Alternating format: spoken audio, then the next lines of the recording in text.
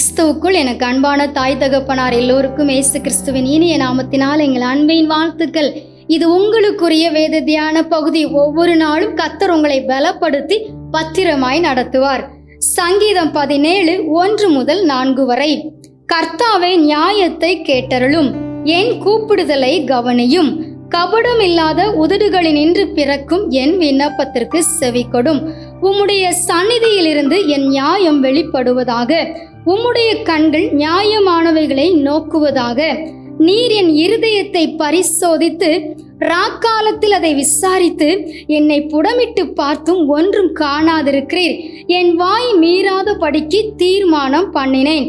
மனுஷரின் செய்கைகளை குறித்து நான் உம்முடைய உதடுகளின் வாக்கினாலே துஷ்டனுடைய பாதைகளுக்கு விலக்கமாய் என்னை காத்து கொள்ளுகிறேன். நம்முடைய வாய் மீறாதபடி காத்து கொள்ளுவோம். God bless you.